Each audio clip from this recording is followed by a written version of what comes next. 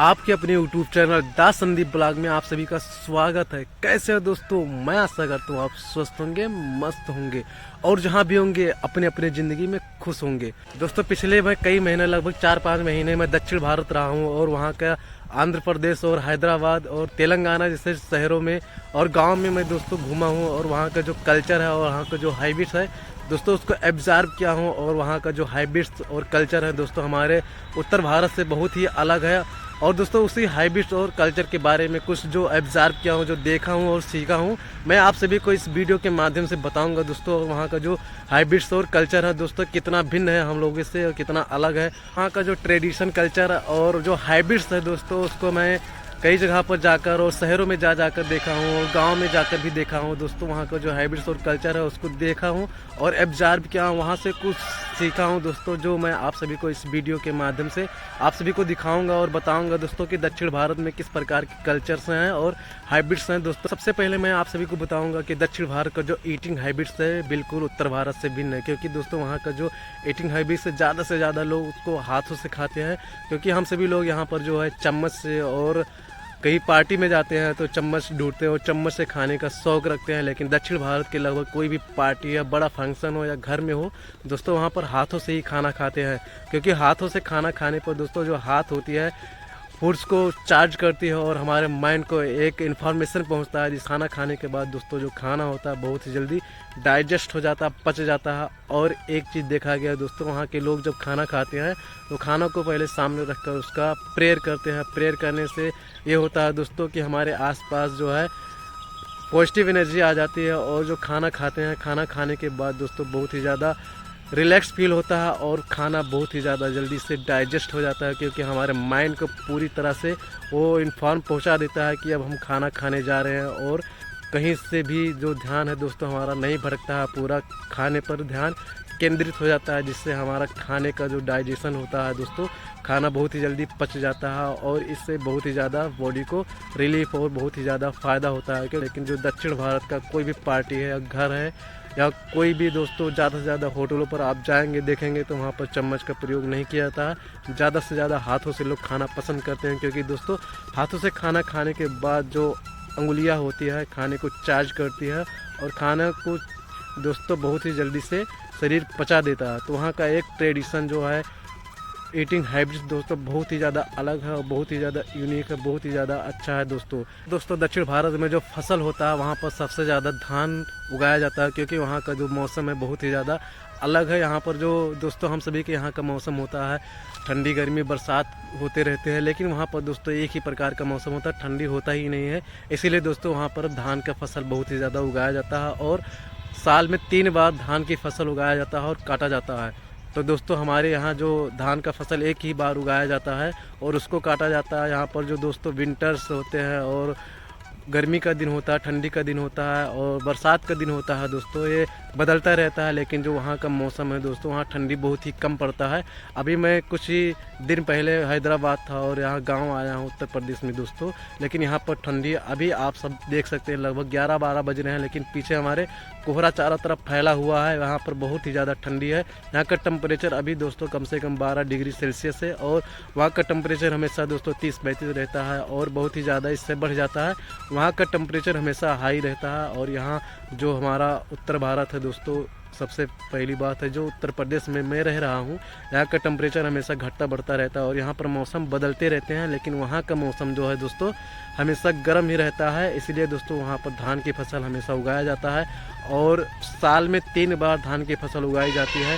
तो वहाँ पर दोस्तों सभी लोग ज़्यादा खाने में चावल का प्रयोग करते हैं। चावल और मछली बहुत ही ज़्यादा लोग खाना पसंद करते हैं, क्योंकि वहाँ का जो फसल है दोस्तों चावल ही उगाया जाता है और चावल ही ज़्यादा खाया जाता है। क्योंकि दोस्तों वहाँ का जो जलवायु है, वहाँ का जो कल्चर, वहाँ का जो सिस्टम है दोस्तों उसके अकॉर्डिंग सभी लोग ढल चुके हैं। इसीलिए वहाँ का चावल और मछली, चावल दाल, चावल कड़ी, चावल रायता कुछ भी है दोस्तों चावल ज़रूर खाते हैं। रोटी का खाना बहुत ही कम है वहाँ पर। और दोस्तों एक कल्चर बहुत ही ज़्यादा यूनिक और बहुत ही ज़्यादा अच्छा है जो हमें बहुत ही ज़्यादा आकर्षित किया है। वहाँ का जो है दोस्तों घर के सामने द्वारे पर जो गेट होता है उसके जस्ट सामने डेली वहाँ पर साफ़ सफाई किया जाता है, पानी से अच्छे से धुला जाता है। अगर पानी नहीं दोस्तों तो गोबर, आप सभी लोग जानते हैं गाय का गोबर जो होता है बहुत ही ज़्यादा पॉजिटिव एनर्जी क्रिएट करता है दोस्तों। और गाय का जो गोबर होता है बहुत ही ज़्यादा जो होता है बैक्टीरिया को नष्ट करता है। तो वहाँ पर जो होता है दोस्तों मिट्टी का अगर द्वार है या मिट्टी का अगर बाहर का गेट के सामने मिट्टी है तो उस पर गोबर की लिपाई की जाती है। अगर मिट्टी नहीं फर्श है या सीमेंटेड है दोस्तों तो वहाँ का डेली धुला जाता है। और धुलने के बाद वहाँ पर दोस्तों अच्छी अच्छी तमाम प्रकार की कलाकृतियाँ और रंगोली बनाई जाती है। दोस्तों वहाँ की जो रंगोली होती है बहुत ही ज़्यादा खूबसूरत और बहुत ही ज़्यादा मनमोहक होता है। कोई भी अगर उसके रंगोली को देखेगा उत्तर भारत को जो होता है दोस्तों वहाँ के जो डेली सभी लोग रंगोली अपने दैनिक जीवन जो होता है, जैसे दैनिक जीवन हम सभी का होता है दोस्तों, खाना पीना और दो कार्य होते हैं वो भी किया जाता है। लेकिन वहाँ के दैनिक जीवन में एक काम शामिल किया गया है रंगोली बनाना। तो वहाँ पर दोस्तों सभी के घर के सामने आप सभी लोग देखेंगे तो वहाँ पर बहुत अच्छी अच्छी रंगोली और तमाम प्रकार के कलर से भरे हुए रंगोली बनाई जाती है दोस्तों, जो बहुत ही ज़्यादा खूबसूरत होता है और बहुत ही ज़्यादा अच्छा लगता है देखने में। तो दोस्तों वहाँ का जो रंगोली है मैंने गाँव में भी देखा है, वहाँ के जो बड़े बड़े शहर हैं सभी जगह पर अच्छी अच्छी रंगोली बनाई जाती है गेट के सामने, और ये डेली बनाया जाता है दोस्तों। और रंगोली एक जैसा डेली नहीं बनता है, डेली नए नए प्रकार की रंगोली बनाई जाती है और अलग अलग रंगों से भरा जाता है। तो ये बहुत ही अच्छा है दोस्तों वहाँ का जो रंगोली है, और वहाँ का एक कल्चर में शामिल किया गया। वहाँ के सभी घरों में और सभी जगह पर आप देखेंगे रंगोली बनाया जाता है और तमाम रंगों से भरा जाता है रंगोली, और बहुत ही ज़्यादा मनमोहक और बहुत ही ज़्यादा अच्छा होता है दोस्तों वहाँ पर बहुत सारे कल्चर है, बहुत सारी चीज़ें वहाँ का मैंने देखा है और एब्जॉर्ब किया है दोस्तों। वहाँ पर जो साफ़ सफाई है एडवांस लेवल पर साफ़ सफाई होती है दोस्तों। वहाँ पर कोई भी जैसे हम सभी लोग होते हैं जूता चप्पल घर में और बाहर वही जूता चप्पल घर के अंदर पहनकर चले जाते हैं, और घर के बाहर भी वही जूता चप्पल पहनकर घूमते हैं, और जब भी घर में जाना होता है वही पहनकर अंदर चले जाते हैं। लेकिन दक्षिण भारत में ये सिस्टम नहीं है दोस्तों। वहाँ पर जो भी जूता चप्पल अगर बाहर का है तो बाहर ही रहेगा, अंदर कभी नहीं जाता है, क्योंकि दोस्तों वो जो जूता चप्पल होता है बाहर पहनकर घूमते हैं और कहीं से भी आते हैं तो बाहर उस जूता चप्पल को निकाल दिया जाता है, और अंदर एक चप्पल होता है दोस्तों जो अंदर ही रहता है। अंदर का चप्पल बाहर नहीं जाता है कभी, और अंदर का चप्पल अंदर ही रहेगा। लेकिन जो बाहर का चप्पल जूता होता है दोस्तों बाहर रहता है, अंदर कभी नहीं जाता है। तो ये साफ़ सफाई का बहुत ही ज़्यादा अच्छा कल्चर है वो वहाँ का दोस्तों। जो वहाँ का जो ट्रेडिशन है कल्चर है, वहाँ का कोई भी सिस्टम दोस्तों है बहुत ही ज़्यादा अच्छा और बहुत ही ज़्यादा एडवांस है। और दोस्तों एक चीज़ आप सभी लोगों ने देखा होगा, मूवी में अक्सर देखा होगा, या अगर दक्षिण भारत आप सभी में से कोई भी गया होगा तो एक चीज़ ज़रूर देखा होगा, वहाँ के घर के सामने सफ़ेद पेठा मतलब सफ़ेद कद्दू जो हम सभी लोग गाँव में खबहा कहते हैं, इंग्लिश में बिटर गार्ड। तो वहाँ पर जो होता है दोस्तों एक सफ़ेद पेठा, जिससे जो पेठा होता है दोस्तों सफ़ेद कद्दू कह लो या खबहा हम सभी लोग गांव देहात में कहते हैं, तो सफ़ेद पेठा होता है दोस्तों। तो वो घर के सामने टंगा हुआ दिखाई देगा आप सभी को। तो बहुत दोस्तों उसका वहाँ के लोगों का मानना है कि इसमें पॉजिटिव एनर्जी इंक्रीज होती है, सकारात्मक एनर्जी इंक्रीज होती है दोस्तों, मतलब पॉजिटिव एनर्जी इंक्रीज होता है वहाँ पर। जो उसमें वाइब्रेट होता है, कुछ बताते हैं सभी लोग कि वहाँ का जो उसमें जो सफ़ेद पेठा होता है उसको घर के सामने गेट पर टांगने पर दोस्तों उसमें पॉजिटिव वाइब्रेट होता है, जिससे यहाँ का जो नकारात्मक बुराइयाँ होती है या कुछ भी होता है दोस्तों, जो कोई भी दोष होता है वहाँ से हट जाती है और जो समस्या है टल जाती है। ये दोस्तों एक प्रकार का समझ लीजिए दोस्तों वहाँ का इसको शुभ माना गया है। जैसे हम सभी लोगों ने आप सभी लोगों ने देखा होगा घर में या दुकान में या कोई भी चीज़ होता है तो अपन नींबू मिर्ची टांगी जाती है, जिसे कहते हैं बला न लगे, किसी की बुरी नज़र न लगे। तो उसी प्रकार वहाँ पर दोस्तों नींबू मिर्ची नहीं टांगते, वहाँ पर एक सफ़ेद पेठा टांगा जाता है, मतलब कद्दू के जैसा होता है जो गाँव में खबहा बोलते हैं, और बिटर गार्ड।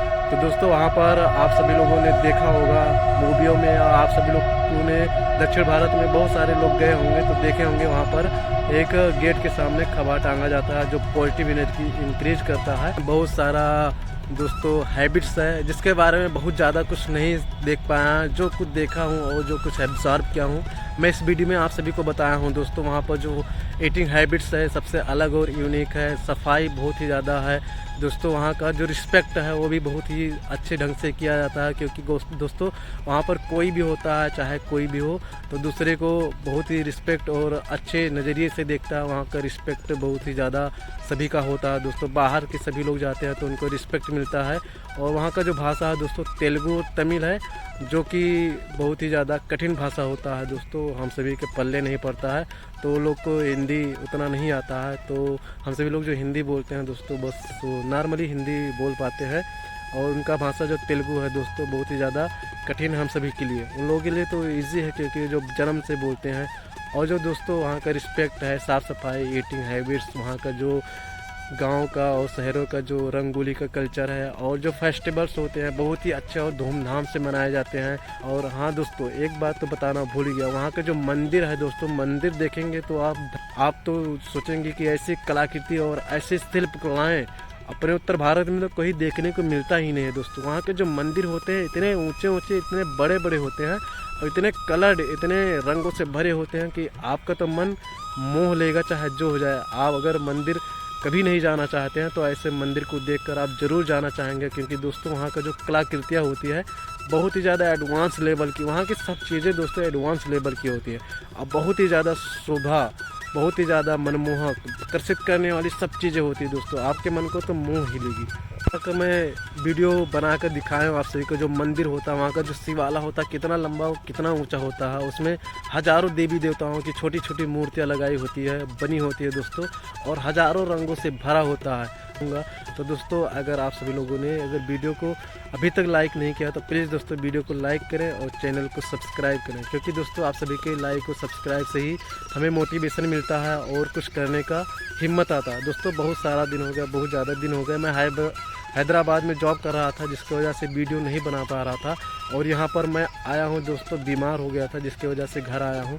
और घर पर आने के बाद दोस्तों अब थोड़ा हमारा दोस्तों जो तबीयत था सही हुआ है, जिसकी वजह से आज मैं वीडियो बना रहा हूँ। और आज का मौसम दोस्तों कुछ साफ़ है और आज मैं ये वीडियो बना रहा हूँ दोस्तों। अगर आप सभी का प्यार और सपोर्ट मिलेगा तो फिर एक नई वीडियो में आप सभी से मिलेंगे।